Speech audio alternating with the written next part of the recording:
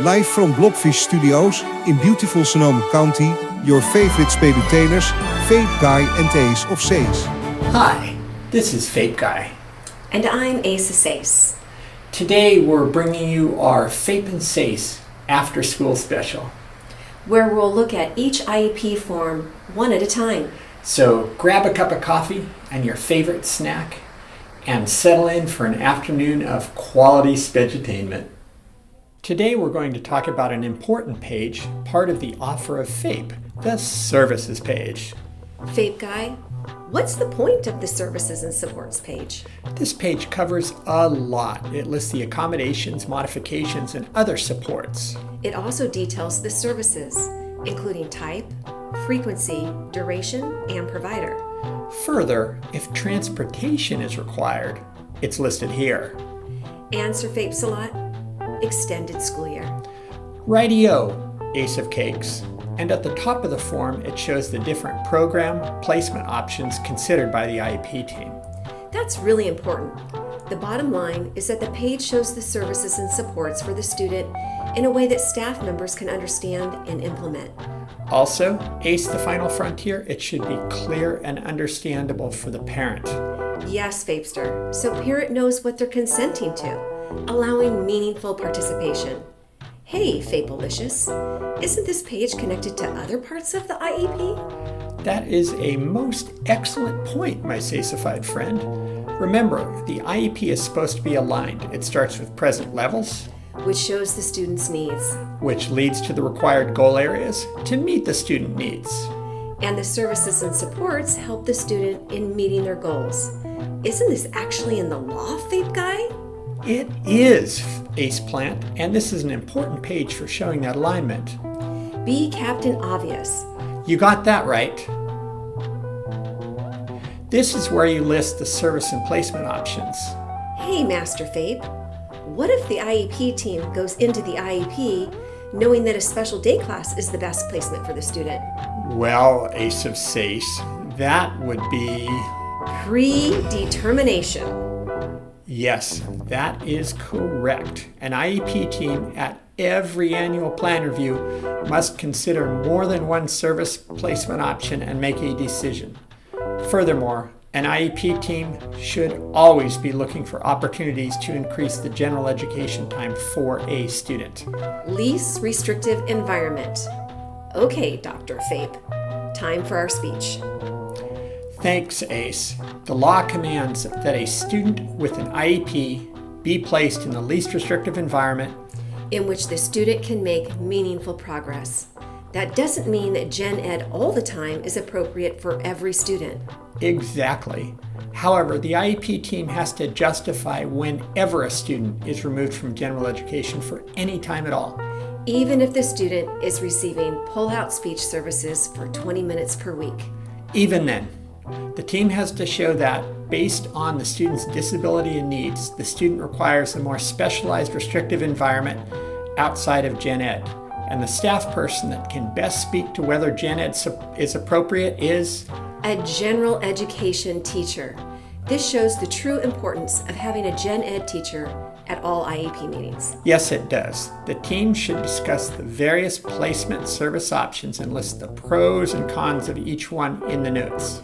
FAPE Guy, what is this? Harmful effect and quality of services? This section, using legal jargon, shows that the team considered the harmful effects of moving the student out of Gen Ed weighed against the quality of service the student requires. Like if the student requires more individualized, small group instruction. As always, brilliant, Ace. The next section is supplementary aids and services and other supports. That's accommodations, modifications, and other supports.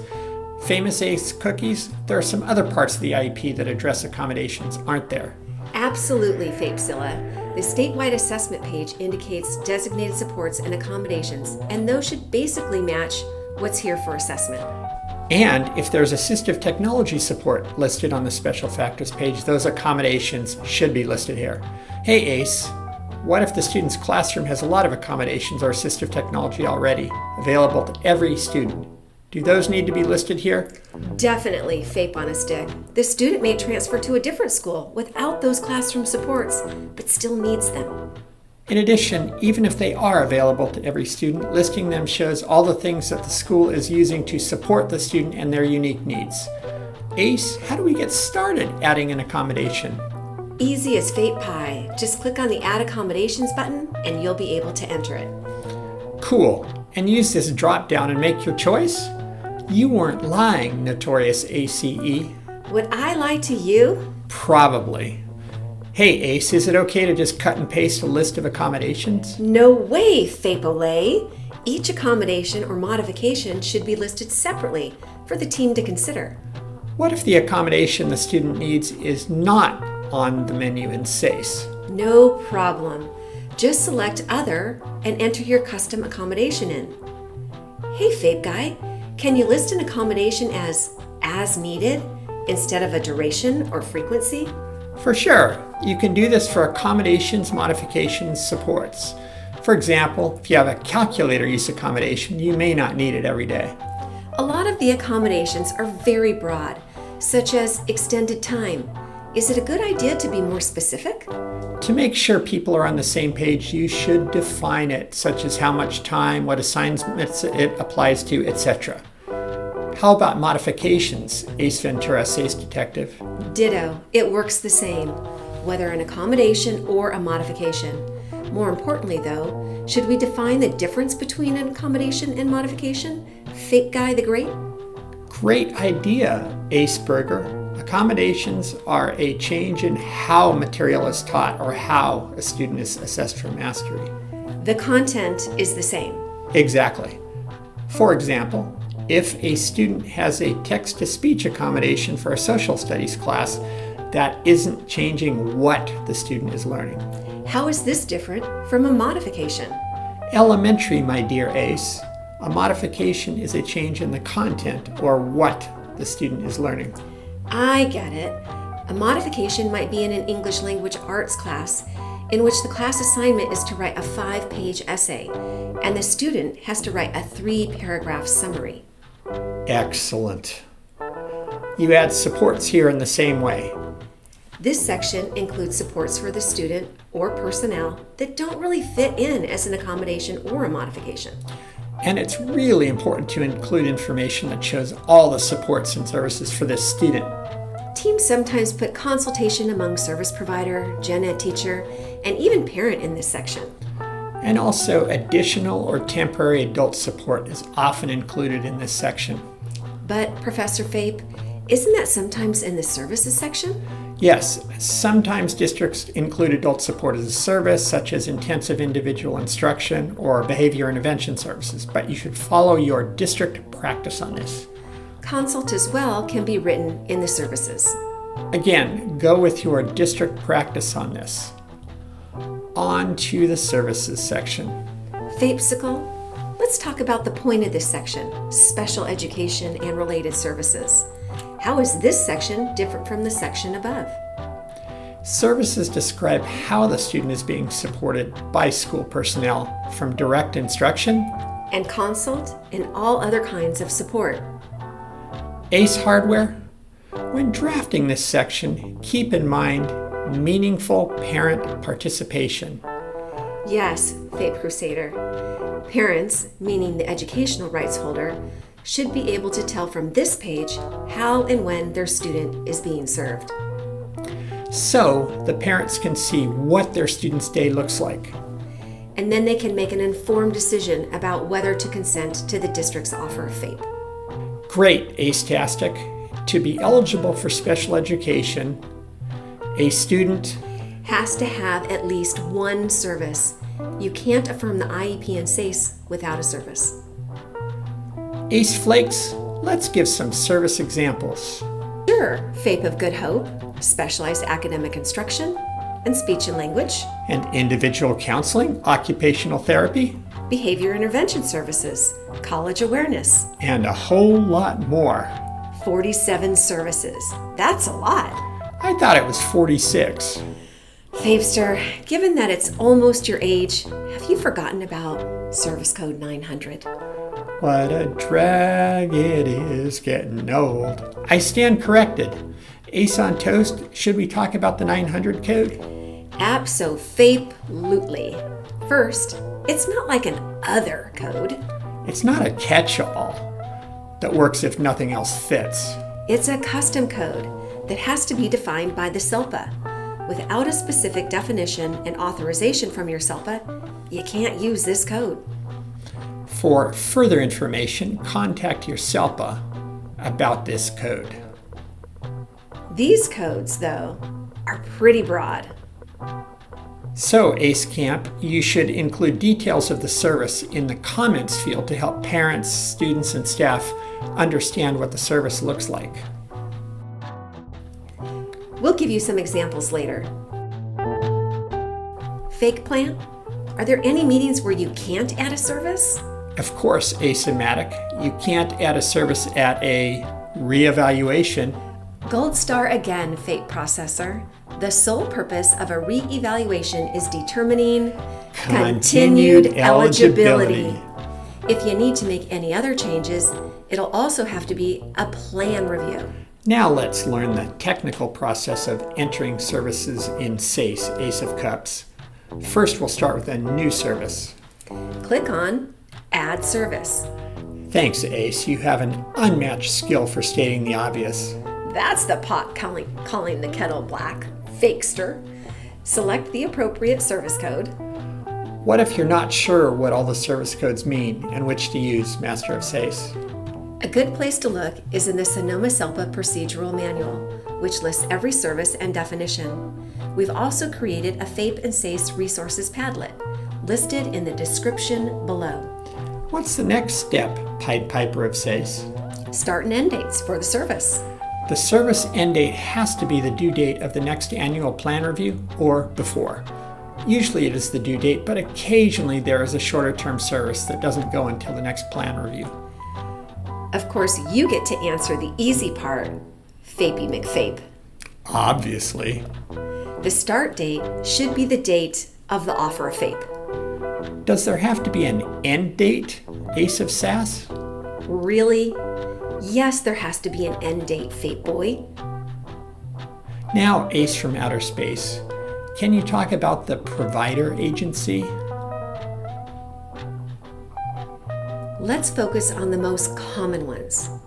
District, county office, SELPA, non-public agency or NPA, and non-public schools or NPS. Question for you, tape guy. Go for it, Alex. Non-public agency. What the heck does that mean? An agency that isn't public? Wow. Just kidding. A non-public agency is an agency certified by the California Department of Education that a school district contracts with to provide services. Once they're authorized by CDE, the NPA will be assigned an NPA identifier number. And school districts are prohibited from contracting with non-certified agencies to provide special education services. Non-public schools, similarly, have to be certified and are a separate school placement. In this part, you identify delivery method as individual, group, or secondary transition. Is it okay to check more than one? Yes, if the service, such as specialized academic instruction, will be delivered both individually and in group, you could check both boxes.